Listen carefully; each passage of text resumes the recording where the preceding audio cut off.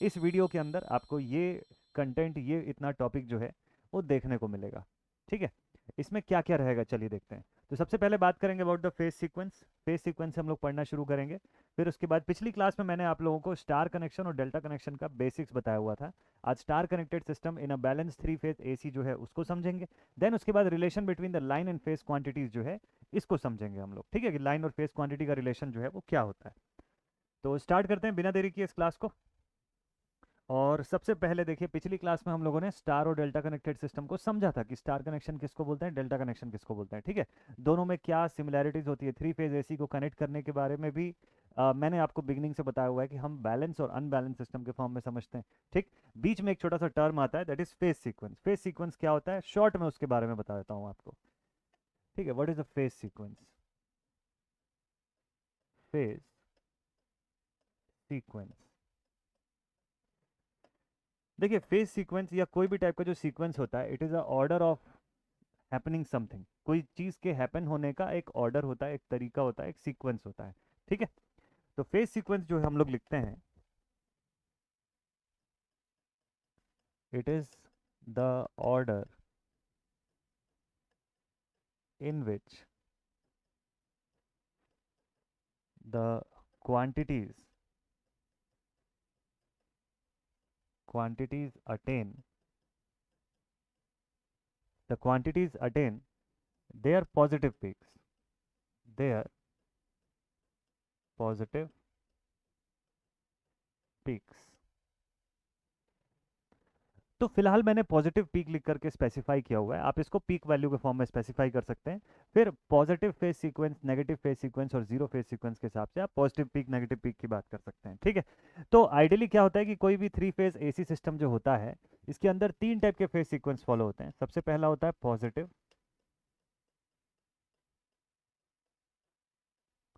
Phase sequence. सबसे first होता है पॉजिटिव फेज सीक्वेंस। सेकेंड जो होता है, this is negative phase sequence. This is negative phase sequence. और लास्ट में होता है हमारे पास zero phase sequence. Zero phase sequence, normally तो बोलना चाहिए कि दो ही टाइप के फेज सीक्वेंस है, पॉजिटिव एंड नेगेटिव। जीरो वाला जो है उसमें ऐसा फेज सीक्वेंस ऐसा कोई सीन ही नहीं है।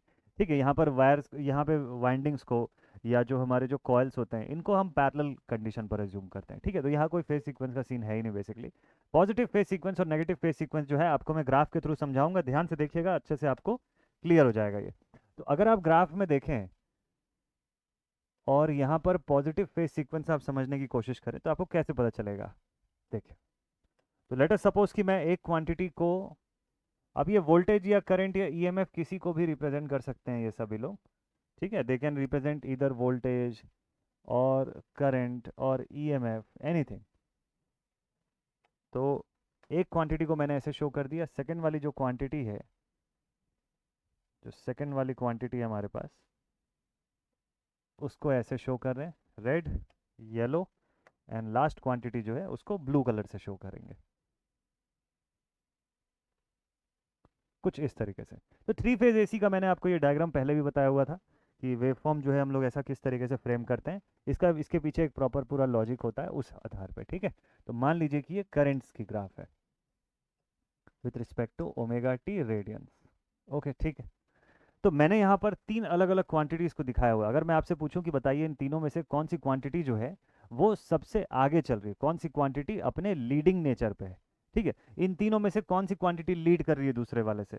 तो मैंने आपको मैथमेटिकल एक्सप्रेशन के अंदर तो बताया ही है कि E is equal to E M sine omega t first quantity के लिए लिखते हैं, सेकंड वाले के लिए हम लोग लिखते हैं E M sine omega t minus 2 pi by 3, और थर्ड वाले के लिए लिखते हैं -4 पाई बाय 3। इस हिसाब से हम लोग लिखते हैं। तो अब यहाँ पे अगर कोई आपको पूछे कि ये तीनों कलर में से बताइए कौन सी क्वांटिटी लीड कर रही है, कैसे बताएंगे हम लोग, इसके पीछे का लॉजिक क्या है।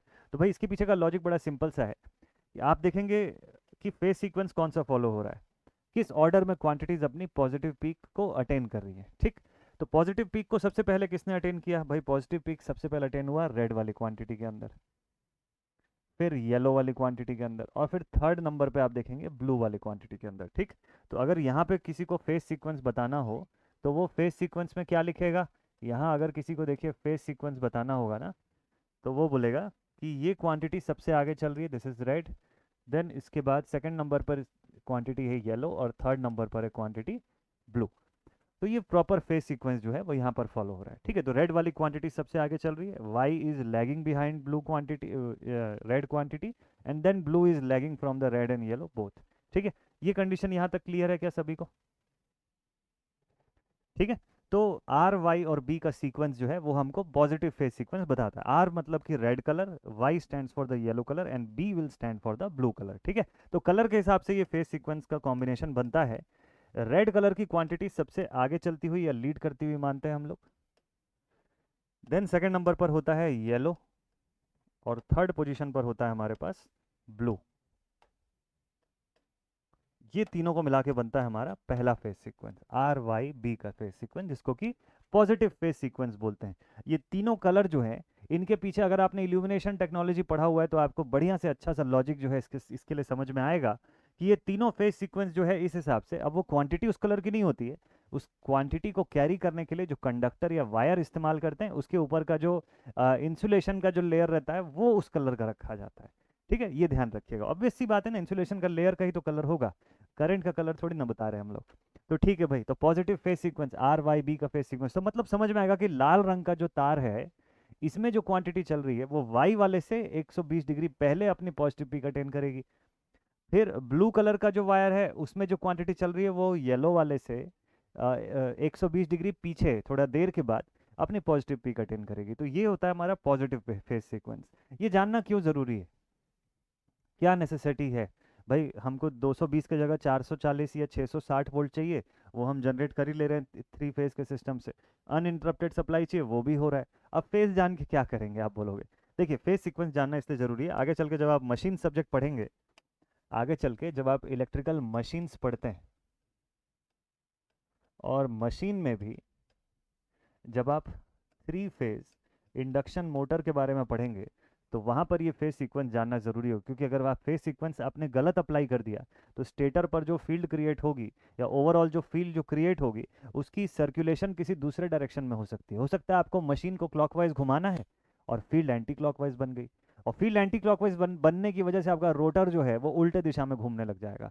क्यों? क्योंकि आपने गलत ऑर्डर में जो सप्लाई प्रोवाइड किया है उसकी वाइंडिंग्स को गलत ऑर्डर में मैग्नेटिक फील्ड का सेटअप जो है वो किया हुआ है आपने, जिस वजह से मशीन को जिस दिशा में घूमना था उसके उल्टे डायरेक्शन में घूमने लग जाएगा। तो इसीलिए फेज सीक्वेंस का जानना बड़ा ज़्यादा जरूरी होता है। ठीक है, तो फेज सीक्वेंस पहला हो गया positive phase sequence. Second one is the negative phase sequence. देखिए, फेज सीक्वेंस के हिसाब से अगर आप बताते हैं तो ये कुछ ऐसा बनता है डायग्राम आपका, आर फेज, उससे 120 डिग्री पीछे वाई फेज, उससे 120 डिग्री पीछे B phase. So this is for R, this is Y and this is B। तो R और Y के बीच में कितने का डिफरेंस है? 120 डिग्री का। Y और B के बीच में कितने का डिफरेंस है? 120 डिग्री का। R और B 120 डिग्री। और वैसे अगर पॉजिटिव फेज सीक्वेंस में देखा जाए तो R से B के बीच में 240 डिग्री का फेज डिफरेंस है, अगर सभी क्वांटिटीज को एंटी क्लॉकवाइज डायरेक्शन पर ओमेगा रेडियंस पर सेकंड की एंगुलर फ्रीक्वेंसी से घूमता हुआ आप मानोगे, तब उस कंडीशन पे ये होता है। तो ये फेज सीक्वेंस को फेजर डायग्राम से आप समझिए। तो अब मैं अगर बोलता हूँ कि पॉजिटिव फेज सीक्वेंस, तो सबसे पहले लीड, सबसे फर्स्ट नंबर पे या सबसे रेफरेंस पॉइंट पर कौन सी क्वांटिटी है? रेड, उससे 120 डिग्री पीछे वाई, उससे 120 डिग्री पीछे बी। आर वाई बी का सीक्वेंस हो गया। मान लीजिए फेज सीक्वेंस को उल्टा करना है हमको, नेगेटिव फेज सीक्वेंस या अपोजिट फेज सीक्वेंस बनाना है, तो बताइए आर के बाद क्या आ जाएगा? अभी हम लोग जो देख रहे हैं हमारा रोटेशन इस डायरेक्शन में चल रहा है, ऐसे। ठीक, अभी हमारा रोटेशन इस डायरेक्शन में चल रहा है। मान लीजिए मुझको अपोजिट फेज सीक्वेंस देखना है, तो रोटेशन का डायरेक्शन कैसे लिखूंगा? मैं ऐसा बना दूंगा, मतलब आर के बाद क्या आना चाहिए? बी, और बी के बाद क्या आएगा? वाई। वही होता है negative phase sequence. Negative phase sequence में आप लिखते हैं आर बी वाई। तो जब आपकी मशीन चल रही है या जब आप सप्लाई प्रोवाइड कर रहे हैं तो आर वाई बी ये सीक्वेंस लगातार चलता रहता है। ठीक है, वैसे ही जब नेगेटिव फेज सीक्वेंस आप प्रोवाइड करते हैं तो R B Y, direction of induction motor के रोटेशन की डायरेक्शन जो है उसको बदलनी है, फेज सीक्वेंस बदल दीजिए आप, डायरेक्शन उसका रोटेट होने का जो है वो चेंज हो जाएगा। आखिरी में है zero phase sequence. Zero phase sequence grounding वगैरह के लिए हम लोग यूज़ करते हैं। यहाँ पर ये मान के चलते हैं कि हमारे तीनों कॉइल्स या तीनों सप्लाई जो है वो एक दूसरे से पैरेलल है, this is R, this is Y, this is B. यहाँ कोई फेज सीक्वेंस, कोई फेज डिफरेंस एंगल का कोई सीन ही नहीं है। ठीक है, so that is the zero phase sequence. ठीक, ये फेज सीक्वेंस जानना जरूरी है हमारे लिए।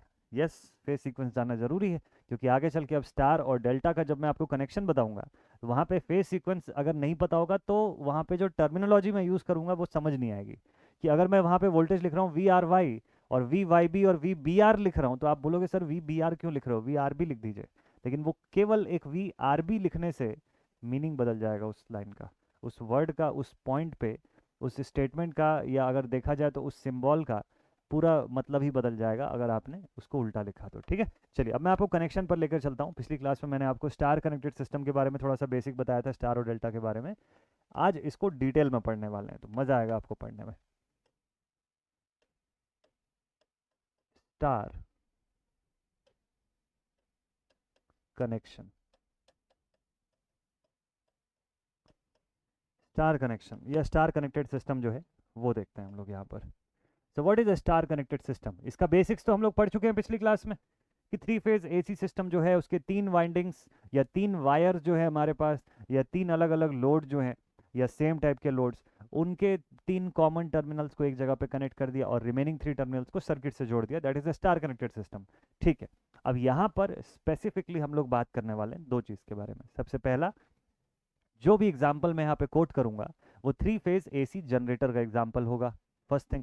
सेकेंड थिंग, कि यहाँ पे जितने भी चीज़ों का मैं एग्जाम्पल बताऊंगा आपको या जितने भी फॉर्म्स में हम डिराइव करेंगे वो सब कुछ बैलेंस्ड कनेक्टेड सिस्टम के लिए होंगे, बैलेंस सिस्टम के लिए। तो चाहे जनरेटर की वाइंडिंग हो या लोड हो, for both the cases you will see कि हर फेज में बनने वाला वोल्टेज या हर लाइन में बनने वाला वोल्टेज या current will be equal to each other. Okay, ठीक है भाई, चलिए let us draw the connected connection diagram. ये कनेक्शन का डायग्राम जो है इसको पहले ड्रॉ करते हैं और आपको मैं पूरा इसका बेसिक्स जो है अभी बताता हूँ। ये डायग्राम की ज़रूरत आपको बार बार पड़ेगी, तो इसलिए एकदम ध्यान से देखिएगा। सबसे पहले केस क्या अज्यूम कर रहे हैं वो मैं बता देता हूँ आपको। यहाँ कंडीशन हम लोग ये अज्यूम कर रहे हैं।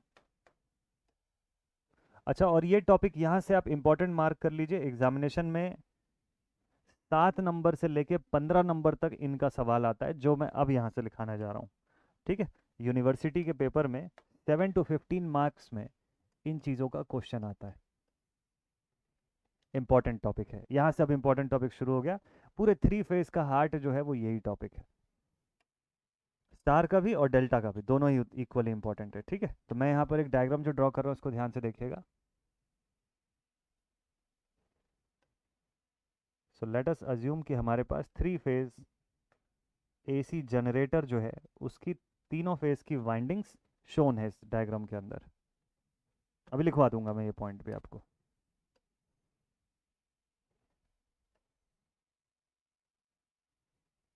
ठीक है, अभी लिख लेंगे हम लोग इस तीनों पॉइंट्स को। चलिए अब इसके आगे देखते हैं। तो यहाँ पर सबसे पहले थ्योरी पॉइंट पे लिखते हैं हम लोग, let us assume, let us assume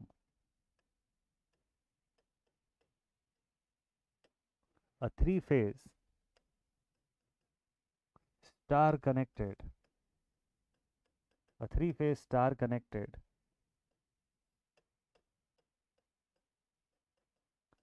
generator winding,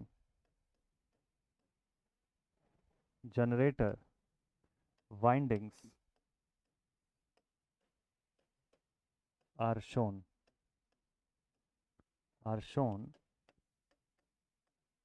below। ठीक, थ्री फेज जनरेटर वाइंडिंग है और since the system is balanced, since the system is balanced, therefore all the phase and line quantities have symmetry,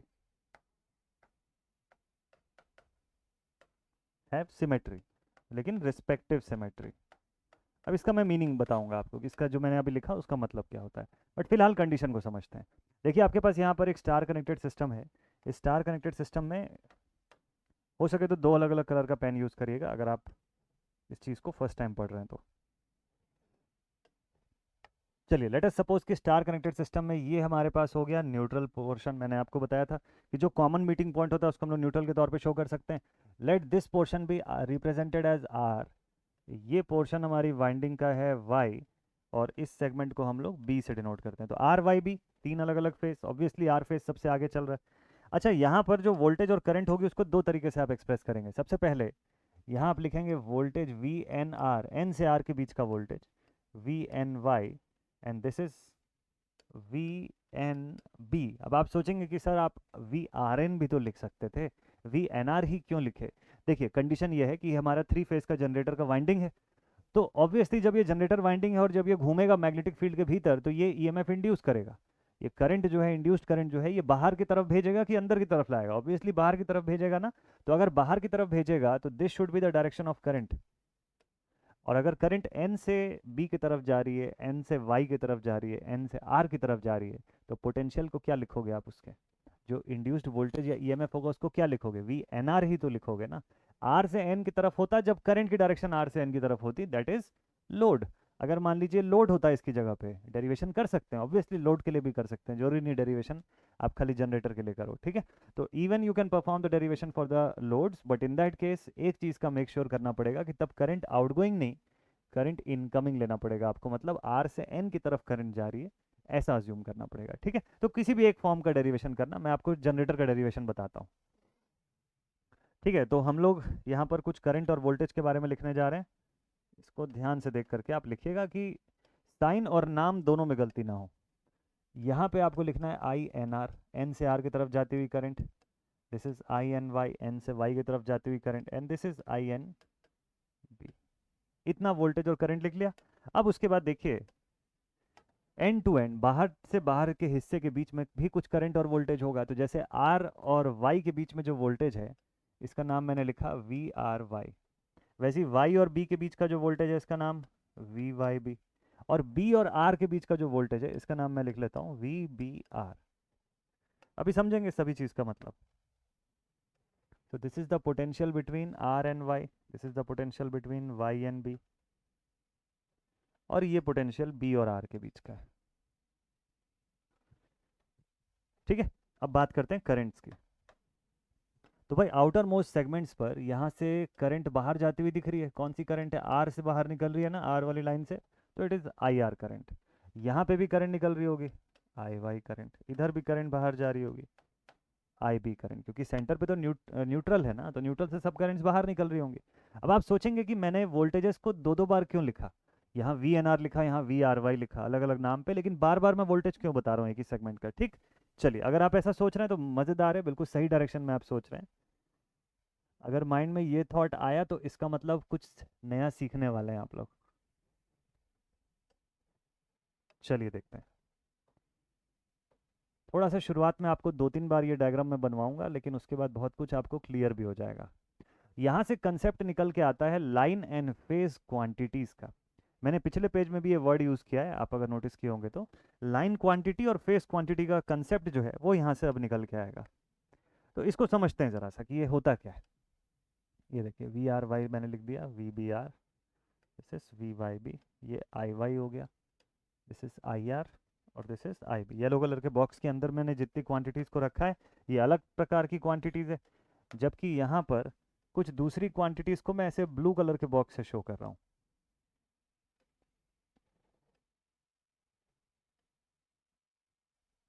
ठीक, तो यहाँ तक quantities आप पहचान गए होंगे। अब 2 बातें आपको बताऊंगा। सबसे पहला कि इनका नाम मैंने कैसे रखा, इसको वी वाई बी ही क्यों लिखा, वी बी वाई क्यों नहीं लिखा, इसको वी बी आर क्यों लिखा, वी आर बी क्यों नहीं लिखा मैंने, पहला पॉइंट। और दूसरा पॉइंट ये कि ये 2 बार मैंने वोल्टेज 2 बार करंट ऐसा क्यों दिखाया, ये सब क्या चीज़ें हैं? तो ये 2 क्वांटिटीज़ जो मैं लिख रहा हूँ they are bifurcated in the form of line quantity and phase quantity. Line quantities and phase quantities, ठीक। चलिए पहले इसी 2 टॉपिक को समझते हैं। लाइन क्वांटिटी क्या होता है? देखिए क्या होता है कि जब भी हम स्टार कनेक्शन या डेल्टा कनेक्शन करते हैं तो हमारे पास 3 ऐसे सेगमेंट्स निकल के आते हैं जो आपकी मेन सर्किट से जोड़ते हैं उस कॉयल के सेट को या उस लोड को। तो वो जो 3 सेक्शंस होते हैं ना, या वो जो 3 टर्मिनल्स होते हैं, उन टर्मिनल्स के बीच का जो वोल्टेज होता है वो कहलाता है लाइन वोल्टेज, और उन्हीं टर्मिनल्स से गुजरने वाली जो करंट होती है that is the line current, उसी को लाइन करंट बोलते हैं। यहाँ पर आपको आरएमएस, एवरेज, पीक, ये वाला फॉर्म तो पता होना ही चाहिए। उसके साथ एक नया टर्म जुड़ जाता है, नया रिप्रेजेंटेशन जुड़ जाता है कि अब यहाँ से आप क्वांटिटीज़ को लाइन और फेस क्वांटिटी के फॉर्म में भी बताएंगे, because there is a difference in the even the in the magnitude of line and phase quantities. तो मैग्नीट्यूड में भी अंतर आता है अभी।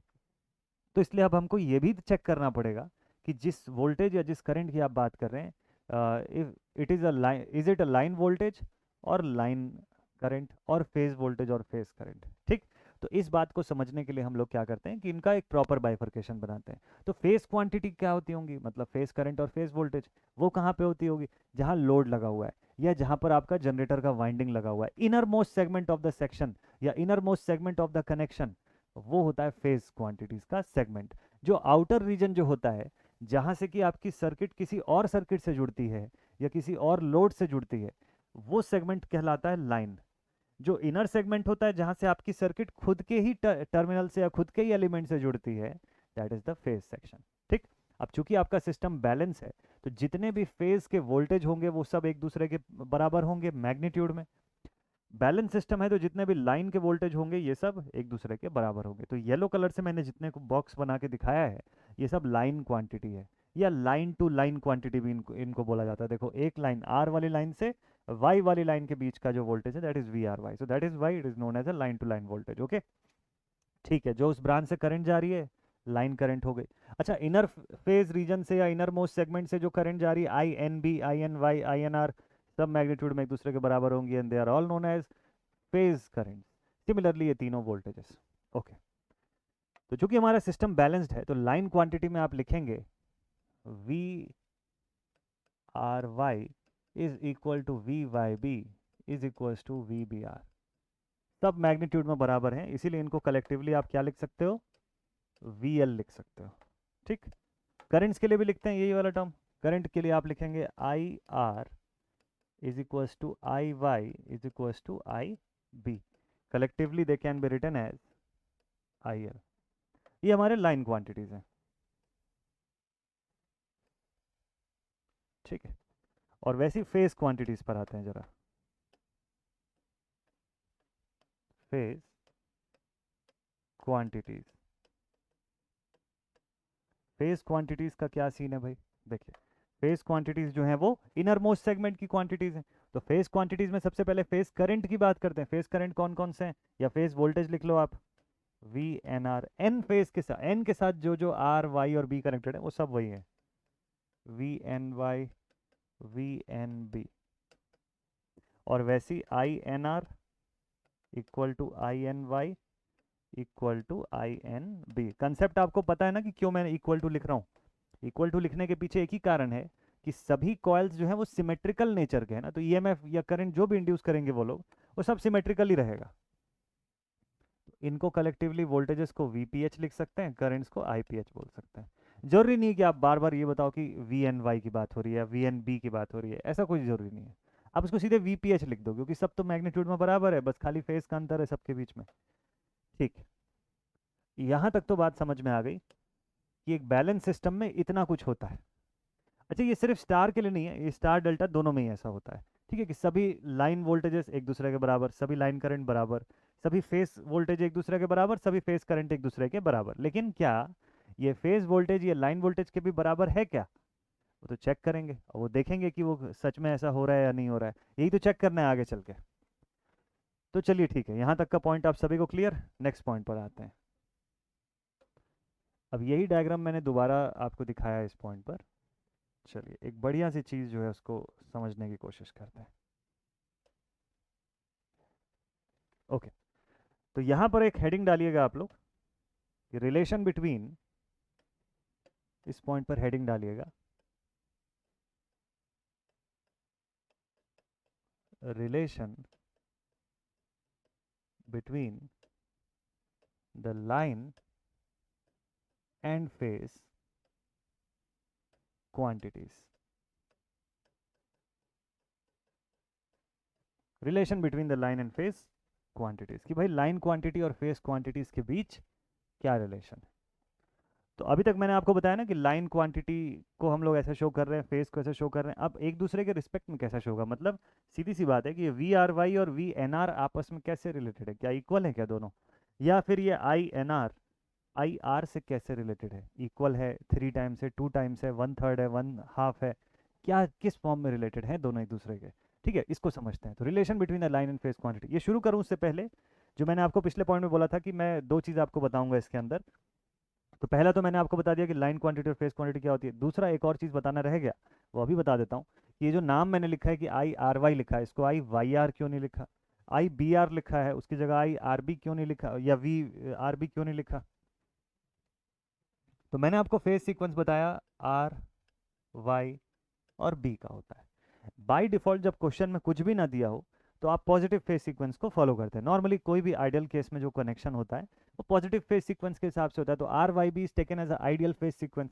अच्छा, इसके बाद जब दोबारा रिपीट होगी वही सारी क्वांटिटीज, तो अगले पॉइंट पर क्या आएगा, पहला अल्फाबेट क्या लिखूंगा मैं, आर वाई बी, बी में से फिर से आर लिखूंगा ना, फिर से वाई लिखूंगा, फिर से बी लिखूंगा, उसके बाद यहाँ से फिर से आर आएगा, फिर वाई, फिर बी, ये चलता रहेगा प्रोसेस। तो जब मैं वोल्टेजेस बता रहा हूँ आपको तो पहला सीक्वेंस क्या बनना चाहिए, वी आर वाई का बनना चाहिए। ठीक है, फिर दूसरा सीक्वेंस क्या बनना चाहिए, वी वाई बी का बनना चाहिए। समझ आ रहा है आप सभी को।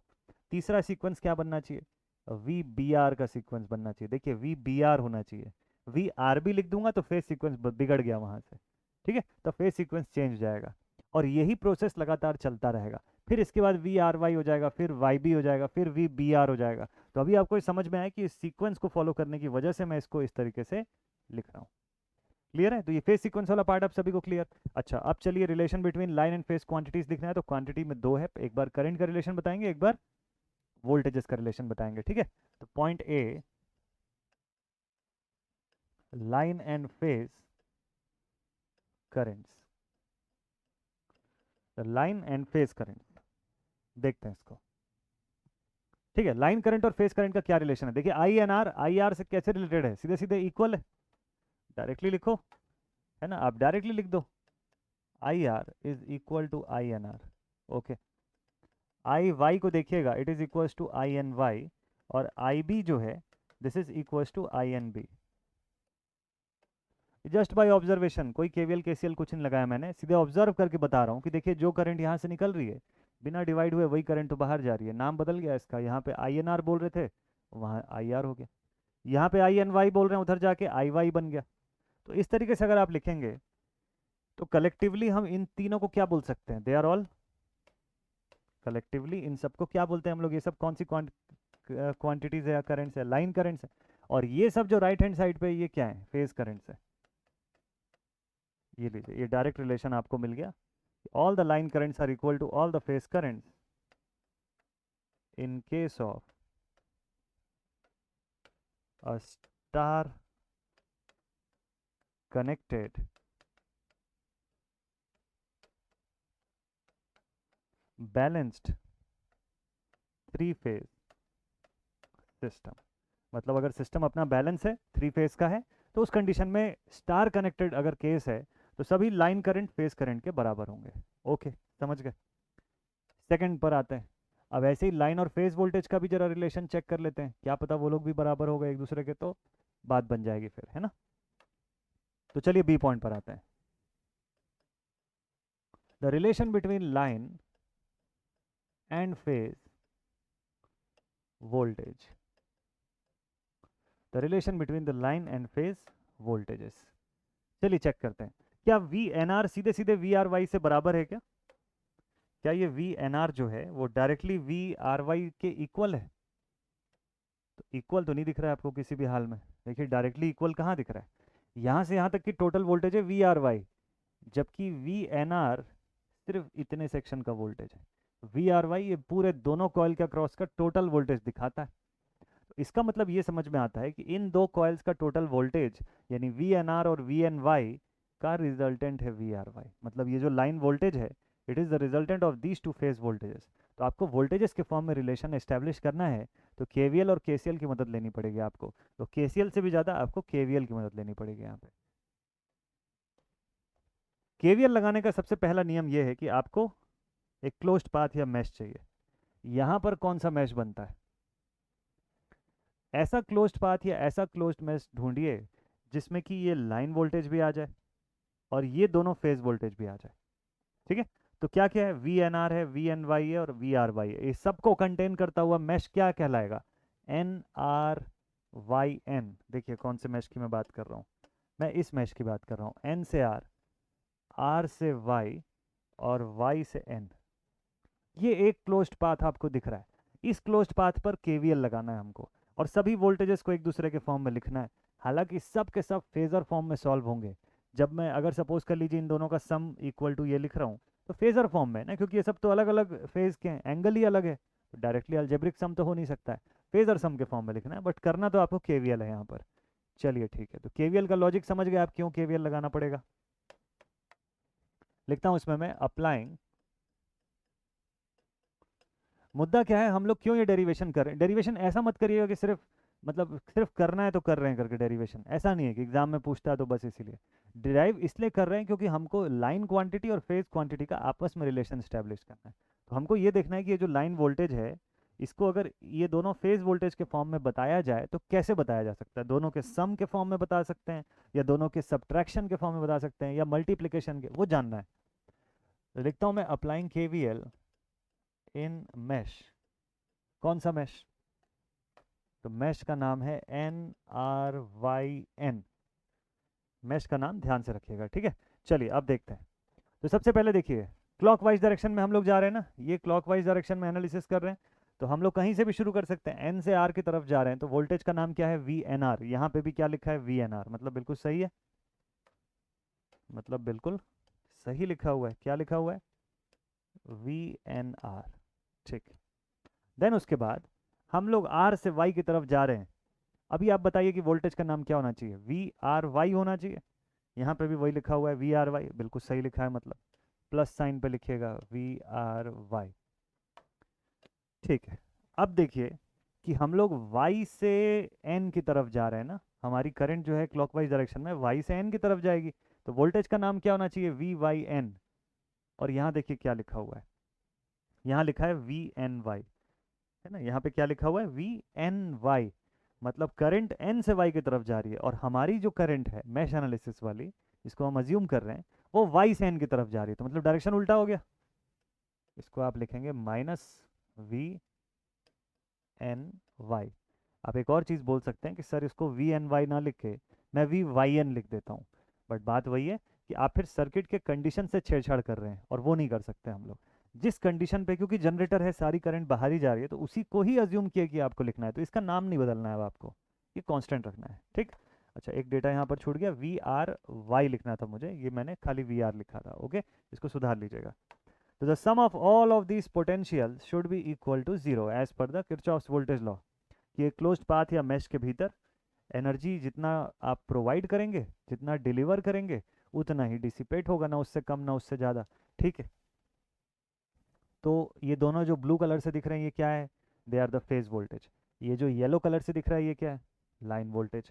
चलिए लाइन वोल्टेज को फेज वोल्टेज के फॉर्म में एक्सप्रेस कर दें। तो therefore you can write V R Y is equal to V R Y is equal to V N Y minus V N R. ये पूरा इक्वेशन गलत हो सकता है अगर इस पर एक साइन ना लगाया जाए तो। कौन सा साइन ना लगाया जाए तो? अगर इसके ऊपर आप ऐसे वेक्टर का साइन नहीं लगाओगे तो गड़बड़ हो जाएगा। इसका मतलब हो जाएगा कि आप अल्जेब्रिकली सॉल्व कर रहे हो, जो कि पॉसिबल है नहीं, है ना, जो कि पॉसिबल ही नहीं है। अल्जेब्रिक कैसे सॉल्व कर सकते हो? ये अलग एंगल पे है, ये हो सकता है उससे 120 डिग्री पीछे या 240 डिग्री पीछे हो या आगे हो, तो आप दोनों को एक साथ प्लस माइनस कैसे कर सकते हो यार? सब तो वेक्टर फॉर्म में है ना, सब फेजर फॉर्म में लिख रहे हो अभी आप।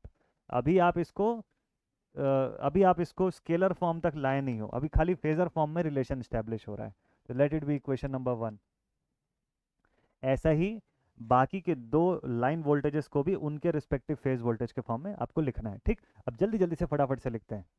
आप लोग इस पॉइंट पर बोर्ड में बिना देखे अपने आप से बनाइएगा। यहाँ एक बार देख लिए, इसको सीख गए, अब यहाँ से वीडियो को रोक दीजिए और अपने से बाकी दोनों के लिए भी मैश जरा बनाइए तो, और इक्वेशन एक बार खुद से लिखिए, फिर मैं जो लिख रहा हूँ उससे आप कंपेयर करिएगा, ठीक।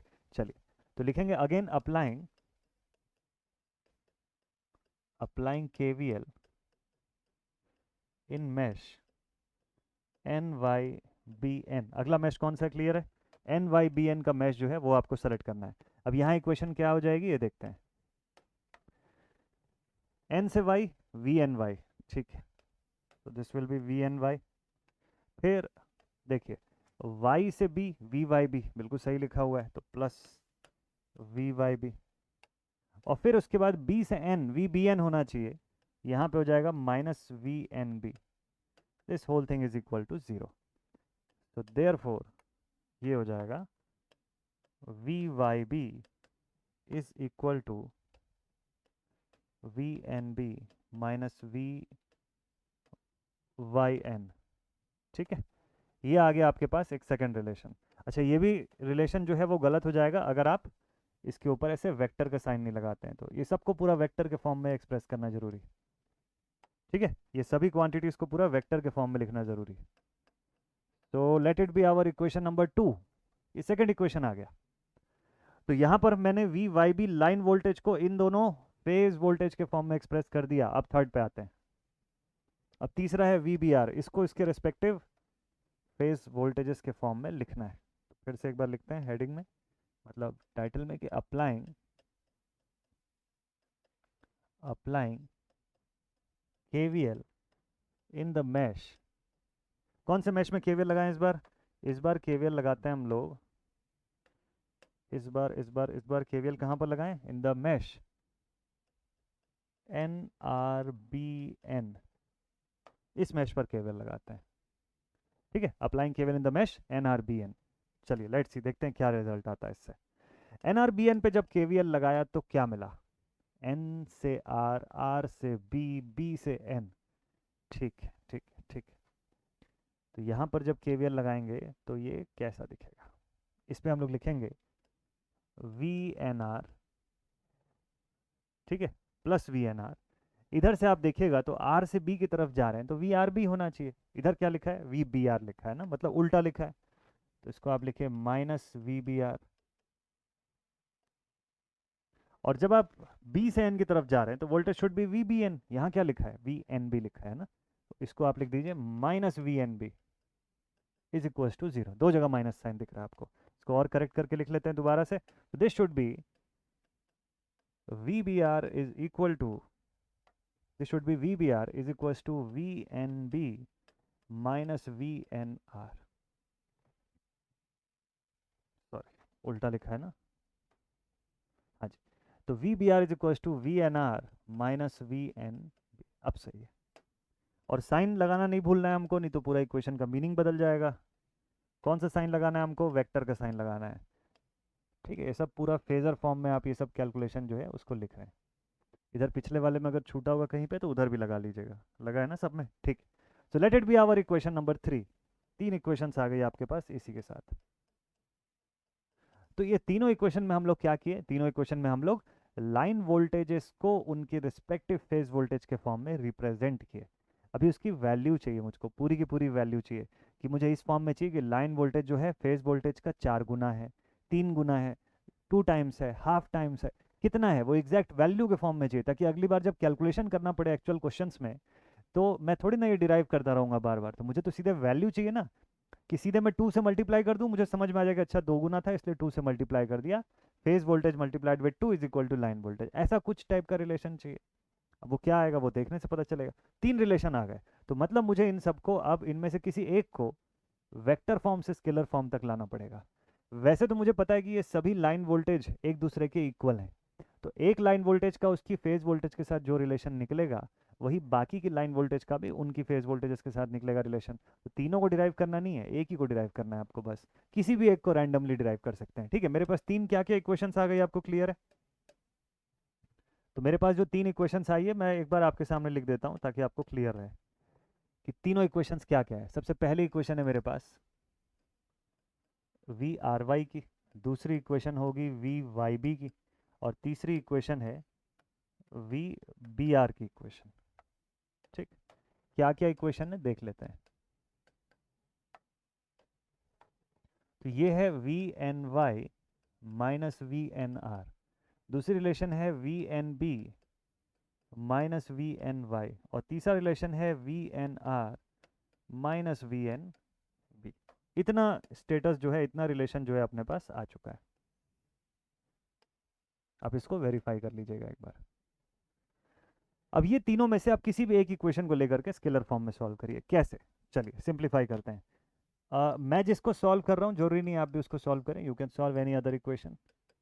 तब आपकी प्रैक्टिस होगी और कॉन्फिडेंस जो है वो भी बिल्डअप होगा। ठीक है, तो मैं लिखता हूँ सॉल्विंग इक्वेशन। तीनों में से किसको सॉल्व करें?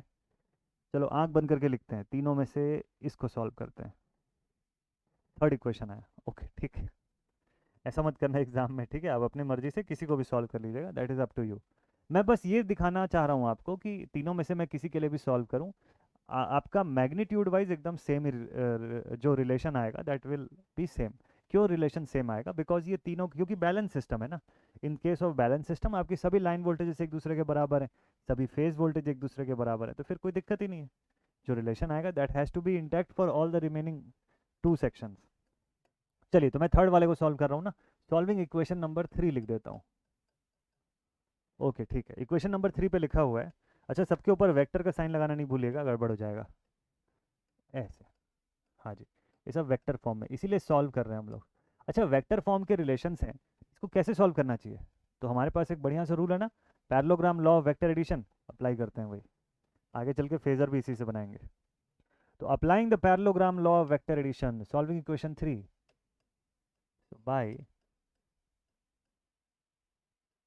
Parallelogram law of by applying the parallelogram law of vector addition।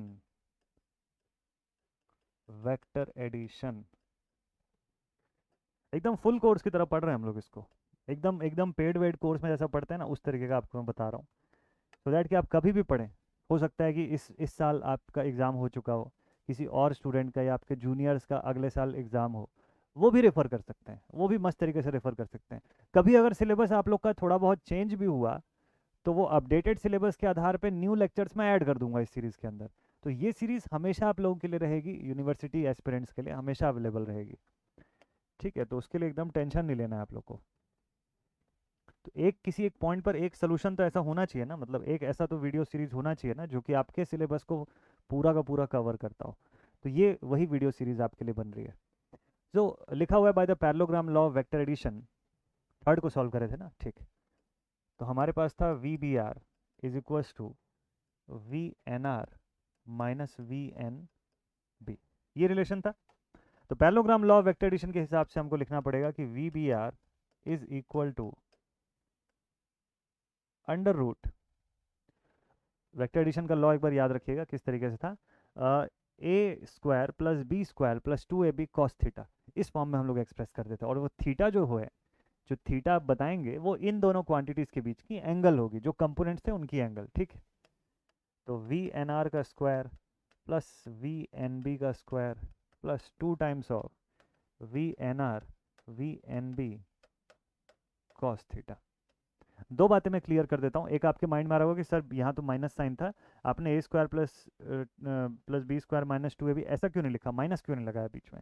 तो भाई वेक्टर के फॉर्म में जब भी आप लिखते हो तो ये ध्यान रखिएगा कि यहाँ पे माइनस साइन जो होता है वो लीडिंग और लैगिंग कंडीशन के लिए लगता है, वो एक्चुअल में मैग्नीट्यूड का प्लस माइनस नहीं दिखाता है। तो इस वजह से जब आप इसको स्केलर फॉर्म में कन्वर्ट करते हो तो पूरा पॉजिटिव आप लिखेंगे। दूसरा चीज़ कि जो यहाँ पे आप थीटा लिख रहे हो वो इन दोनों क्वांटिटीज़ के बीच की एंगल है, इनके बीच का फेज डिफरेंस है, कि प्लस वी एन आर और माइनस वी एन बी के बीच में कितना थीटा है, कितना एंगल का डिफरेंस है, ठीक। तो this is what, this is a line quantity. अब जनरलाइज एक्सप्रेशन में लिखिएगा, इसको आप लाइन क्वांटिटी लिख सकते हो, और ये जो रिमेनिंग एक्सप्रेशन है इसको आप क्या लिख सकते हो, ये सब फेज वोल्टेज है ना, V N R N B ये सब क्या है, फेज वोल्टेज है, सब तो एक दूसरे के इक्वल है, शुरू में ही आप बता चुके हो। सबको फेज के फॉर्म में एक्सप्रेस करो। जस्ट डू वन थिंग, एक चीज़ और ऐड कर दीजिए साथ में, कि कॉस थीटा में थीटा की वैल्यू 60 डिग्री पुट कर दीजिए अभी के लिए, थीटा इज 60 डिग्री। ये मैं इसलिए बोल रहा हूँ क्योंकि आगे चल के जब मैं फेजर डायग्राम आपको बताऊंगा तो उसमें मैं प्रूव करूंगा कि ये थीटा यानी इन दोनों क्वांटिटीज के बीच की एंगल वाकई में 60 डिग्री है या नहीं है। तो ये जब प्रूव होगा तो फिर आपको ये पॉइंट और अच्छे से क्लियर हो जाएगा। फिलहाल के लिए आप 60 डिग्री जो है वो पुट करके सॉल्व कर दीजिए। चलिए, तो अब आपका रिलेशन जो है यहाँ पर ऐसा हो जाएगा, वी पी एच का square plus V P H का square plus 2 times of V P H का square into cos 60 degree. Cos 60 मतलब ये हो गया 1/2, cos of 60 degree that is 1/2। तो 2 और 2 कट गया। अब आपके पास बचा यहाँ से, now you will get VL is equal to under root VPH का स्क्वायर प्लस अगेन VPH का स्क्वायर प्लस अगेन VPH का स्क्वायर। ऐसा रहेगा भाई, cos 60 तो हट गया, ये 2 के साथ कैंसिल आउट होकर के। तो finally you can right a final expression जो मेरे पास आएगा इसका स्केलर फॉर्म में, ये हो जाएगा line voltage is equal to √3 times, line voltage is equal to √3 times of phase voltage. भाई 1 2 3 3 रहेगा तो √3 रह गया, और ये VPH स्क्वायर था तो इसको बाहर निकाल लोगे आप। ये आता है हमारे पास फाइनल रिलेशन कि जब जब स्टार कनेक्टेड सिस्टम होगा, एक star connected balanced AC system के लिए हमेशा जो उसकी लाइन वोल्टेज रहेगी वो फेज वोल्टेज के √3 टाइम्स के प्रोडक्ट के बराबर होगी। ठीक, दिस कंडीशन इज जेन्युइन और valid only for a 3 phase balanced star connected system. Okay, done, clear सभी को। चलिए, तो फाइनली क्या क्या समरी निकल के आया आपके पास? तो फाइनली ये समरी निकल के आया कि for a star connected system, summary लिखना बड़ा ज़रूरी है, ये आपके शॉर्ट नोट में यही चीज़ें होंगी। तो यहाँ पे आप लिखेंगे कि लाइन करंट जो होता है वो सीधे सीधे फेज करंट के बराबर होता है, जबकि लाइन वोल्टेज जो होता है वो √3 टाइम्स ऑफ फेज वोल्टेज के बराबर होता है। ठीक, इतने डेरिवेशन से ये दो बातें सामने आई। Now what about the phasor diagram? अब फेजर डायग्राम भी तो बना के बताना है कि भाई √3 टाइम्स जो है, √3 टाइम्स का जो प्रोडक्ट है, मल्टीपल है, वो फेजर में कैसा दिखता है, फेजर वाइज लाइन वोल्टेज को फेज वोल्टेज के साथ कैसे रिलेट करके दिखाओगे? चलो, लाइन करंट और फेज करंट का तो मैं समझ गया, लाइन करंट और फेज करंट का फेजर तो आप ऐसा दिखा दोगे सीधे, क्योंकि सब इक्वल हैं, फेज डिफरेंस वाइज भी बिल्कुल बराबर बराबर पे हैं, तो आप इसको ऐसा लिख दोगे, देखो INR INY INB, so this is equal to IR, this is equal to IY, this is equals to IB। Equal in magnitude, phase में भी बिल्कुल बराबर सेम कंडीशन पे, तो इन सब के बीच का फेज डिफरेंस जो है वो यूनिफॉर्मली बिल्कुल इस तरीके से दिख रहा है। तो इसका फेजर डायग्राम बनाने में कोई बहुत ज़्यादा कोई टास्क नहीं है, सिंपल सी चीज़ है ये। दिस इज ओमेगा रेडियंस पर सेकेंड। समझ आ रहा है ना सभी को यहाँ तक? एकदम मस्त से क्लियर हो रहा है? तो इस तरीके से आप बना सकते हैं। तो यहाँ तो ठीक है, वोल्टेजेस का फेजर बनाने में मज़ा आएगा आपको। ये तो करंट का फेजर तो चलो कॉमन है, what about the voltage phasor? तो यहाँ पर एक शॉर्ट सा हेडिंग डालिएगा, सेम टॉपिक। अच्छा, जो मैंने आपको बताया कि 7 से 15 नंबर में पूछता है, उसमें अभी तक मैंने जितना कुछ भी लिखा है, जहाँ पे इंपॉर्टेंट मार्क किया था, वहाँ से लेके अब तक जो भी कुछ लिखा हूँ वो सारा का सारा एक ही टॉपिक के अंदर का पार्ट है। ठीक है, सेपरेट टॉपिक नहीं है वो। So now phasor representation, phasor representation. चलिए, phasor representation of, phasor representation of voltages. Voltages के फॉर्म में इनका फेजर रिप्रेजेंटेशन जो है वो कैसा रहेगा? Phasor representation of voltages. Okay, चलिए ठीक है। तो भाई कैसे ड्रॉ करना चाहिए आपको? ये देखिए, 2 पेज पहले मैंने आपको इसमें बताया ना, ये क्वांटिटीज़ का जो एक्सप्रेशन था एकदम सिस्टमैटिक पूरा लिखा हुआ है। आप कभी भी इस पूरे नोट्स को जब फॉलो करेंगे, हर चीज़ आपको एक जगह पर मिल जाएगी, एकदम जिस सीक्वेंस में आपको पेपर में लिख के आना है हूबहू एज इट इज़, इसी सेम चीज़ को आप अगर वहाँ पर लिख के आ जाएंगे, नंबर कुछ नहीं घटेगा आपका। थ्योरी अपनी मर्जी से आप चाहें तो और ऐड कर सकते हैं, but derivation part, numerical part एकदम इंटैक्ट है, एकदम फिक्स्ड है, आपको इतना ही लिखना है, एकदम नपा तुला पूरा सारा कंटेंट प्रॉपर, बस आप इसको समझिएगा। ये तीन चीज़ जो मैंने यहाँ पर लिखा हुआ है, यही तीन चीज़ के बेसिस पे पूरा फेजर डायग्राम बनेगा। जो वेक्टर फॉर्म में जितना अवेलेबल है ना, इसी वेक्टर डेटा के बेसिस पे आपका पूरा फेजर कंस्ट्रक्ट होगा। तो फेजर कंस्ट्रक्शन के लिए मैं इसको कॉपी कर लेता हूँ और इसको ले आता हूँ इस पेज पर।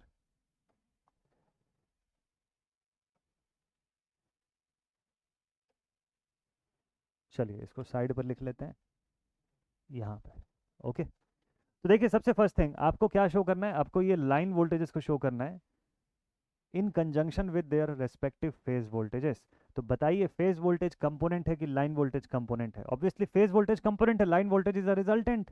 ये तो रिजल्टेंट के फॉर्म में दिख रहा है ना आप लोगों को। ठीक है भाई, सबसे पहले क्या ड्रॉ करेंगे, कंपोनेंट्स को ड्रॉ करेंगे। क्या क्या कंपोनेंट्स है आपके पास? तो आपके पास क्या क्या कंपोनेंट्स हैं? सबसे पहला कंपोनेंट जो है, पहला लाइन वोल्टेज, सॉरी पहला फेज वोल्टेज, उससे 120 डिग्री पीछे चलता हुआ दूसरा फेज वोल्टेज, इससे 120 डिग्री पीछे चलता हुआ तीसरा फेज वोल्टेज। क्या क्या है इनका नाम? देखिएगा ध्यान से, यहाँ आप लिखेंगे वी एन आर, इधर लिखेंगे वी एन वाई, इधर लिख लिया वी एन बी। क्या क्या है ये सब फेज वोल्टेजेस है। इनके बीच का फेज डिफरेंस एंगल कितना है? यहाँ से यहाँ तक 120 डिग्री, 120 डिग्री, 120 डिग्री। ठीक है, अब देखिए जैसे आपके पास V N R, V N Y, V N B ये तीनों है पॉजिटिव में, माइनस में भी वही तीनों डेटा है, माइनस वी एन आर भी है, माइनस वी एन वाई भी है, माइनस वी एन बी भी है। अगर ये तीनों नेगेटिव फेजेस भी अवेलेबल हैं तो ये कहाँ पे ड्रॉ होने चाहिए? जस्ट इनके फेज अपोजिशन पर। जैसे वी एन आर इधर ड्रॉ हुआ है तो माइनस वी एन आर उसके 180 डिग्री अपोजिट डायरेक्शन में ड्रॉ होगा। तो इसको ड्रॉ करते हैं यहाँ ऐसे। ध्यान रखिएगा लाइन की लेंथ जो है वो बिल्कुल सेम आएगी, लाइन की लंबाई में कोई चेंज नहीं होना चाहिए। So this case V N Y और this case V N B. नाम इनका प्रॉपर लिखते हैं, ये हो जाएगा minus, this one is minus of V N R, यहाँ पे हो जाएगा minus of V N B, ये हो जाएगा minus of V N Y. Clear है ना सभी को यहाँ तक?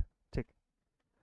अच्छा, इसके ड्रॉ होते ही जो फेज एंगल्स है, अब इसमें कितने का डिफरेंस आएगा? देखिए यहाँ से यहाँ तक 120 डिग्री था, अब इसको जैसे ही ड्रॉ किया मैंने, अब इस पॉइंट से इस पॉइंट के बीच 60 डिग्री का डिफरेंस आ गया।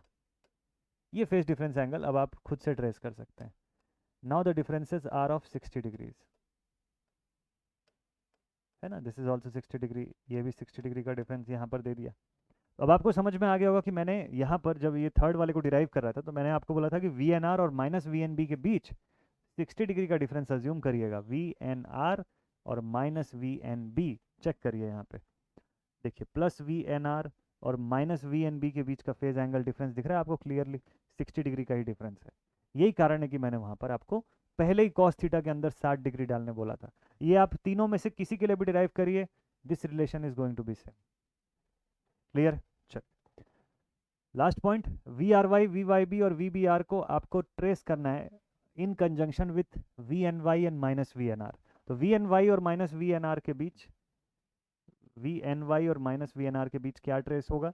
वी आर वाई ट्रेस होगा। ठीक है, तो parallelogram law of vector addition आपको यहाँ पे यूज करना जरूरी है।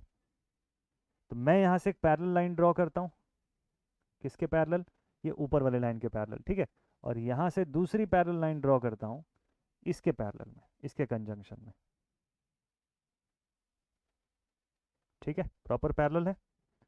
अब जहां पर ये दोनों लाइंस मीट करती है वहीं पे मेरा रिजल्टेंट आएगा, मतलब मेरी रिजल्टेंट लाइन जो है वो यहाँ बननी चाहिए ऐसे।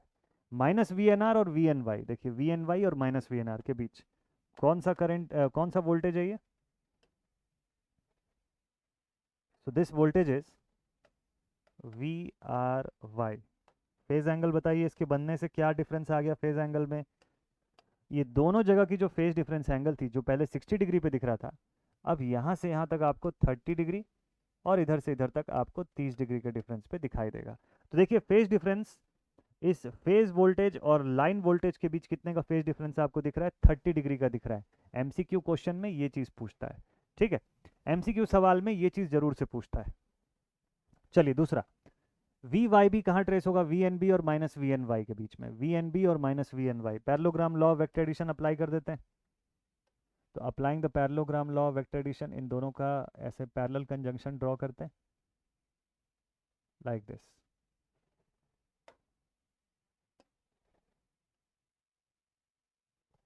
ठीक है, और जहाँ पर ये दोनों लाइंस मीट करती हैं वहाँ पे अगेन वहाँ पे उसका एक दूसरा रिजल्टेंट जो है वो मिलेगा हमको।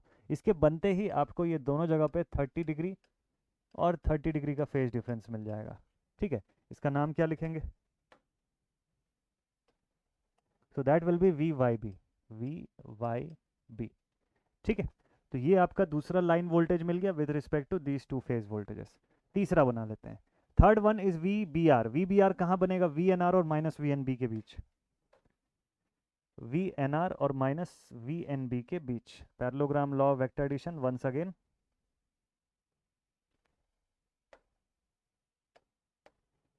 और यहाँ पे बनेगा आपका अगला रिजल्टेंट। तो ऐसा करके आपको फेजर डायग्राम कंस्ट्रक्ट करना है, पूरा सीक्वेंस प्रोसेस है। इसको अगर याद करने जाएंगे तो गलती होने का चांस जो है वो बहुत ज़्यादा रहेगा। इसको याद करने के चक्कर में नहीं रहना है हमको। ठीक है, चलिए देखते हैं। हाँ जी, तो यहाँ से यहाँ तक 30 डिग्री का डिफरेंस आ गया, इन दो पॉइंट्स के बीच 30 डिग्री का डिफरेंस आ गया, और जो आपकी क्वांटिटी आई लाइन वोल्टेज की, इसका नाम है वी बी आर। तो सभी लाइन वोल्टेज का अपने रेस्पेक्टिव फेज वोल्टेजेस के साथ 30 डिग्री का डिफरेंस आ रहा है।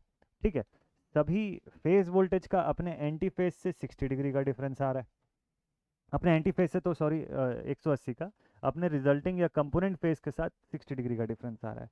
ठीक है, और सभी एक फेज वोल्टेज का दूसरे फेज वोल्टेज से 120 डिग्री का डिफरेंस है। तो ये तीन टाइप के फेज एंगल्स हमको यहाँ पर मिलते हैं। आप चाहें तो इसके आगे का एंगल जो है वो भी इसके अंदर ट्रेस करके दिखा सकते हैं, जैसे फॉर एग्जाम्पल, चलो इसके आगे का भी मैं आपको ट्रेस करके दिखाता हूँ। नॉर्मली इतना ही बनाया जाता है, थ्री फेज सिस्टम के लिए आप इतना ड्रॉ करेंगे तो सफिशियंट है, इतना जो है it is more than enough. लेकिन अगर आपको आगे चल के 2 वाट मीटर मेथड भी पढ़ना है, तो 2 वाट मीटर मेथड को कंक्लूड करने के लिए या बाकी सभी लाइन और फेज क्वांटिटीज़ का भी कंक्लूजन निकालने के लिए आप क्या करते हैं कि पूरे में parallelogram law of vector addition लगा देते हैं।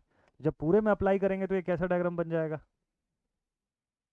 चलिए इसको देखते हैं। तो अब जब आप वी एन आर और माइनस वी एन वाई के बीच का डिफरेंस निकालेंगे तो it will be like this. देखिए इनके बीच में ऐसा पैरेलल लाइन का कंस्ट्रक्शन करते हैं तो ये ऐसा कुछ बनेगा। वैसे ही यहाँ की दोनों क्वांटिटीज़ के बीच में भी रिलेशन बताइए पैरेलल, तो parallelogram law of vector addition लगा दिया।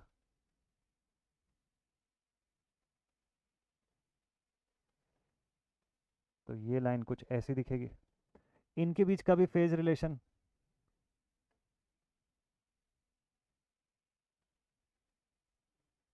ठीक है, इस तरीके का।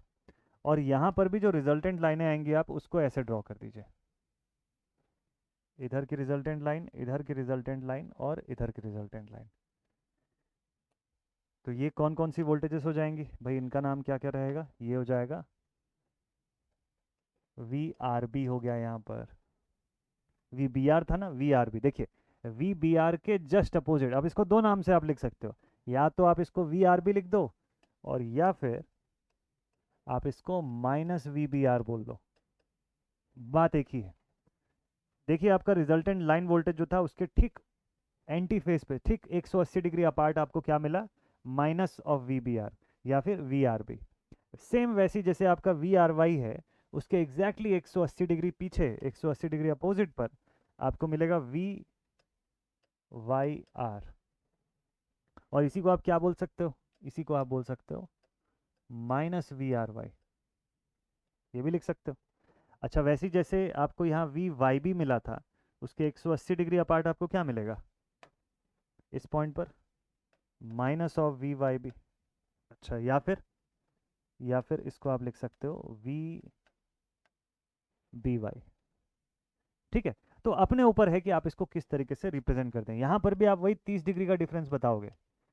तो ये जो रिलेशन होता है जब आप जब 2 वाट मीटर मेथड से जब क्वेश्चन सॉल्व करते हैं तो वहाँ पे इस एडिशनल डिटेल की आपको ज़रूरत पड़ती है। यहाँ सबकी जो एडिशनल मैंने बनाई हुई है फेज़र, उसकी ज़रूरत आपको पड़ेगी। वैसे अगर खाली स्टार कनेक्शन और डेल्टा कनेक्शन आपसे पूछा है क्वेश्चन में, तो आपको इतना डिटेल्ड फेजर बनाने की जरूरत नहीं पड़ेगी। 30-30 बन गया ना ये सब जगह पे। ठीक, ठीक है। तो ये एकदम ये हो गया इस पूरे सेक्शन का detailed phasor. This is the detailed phasor diagram.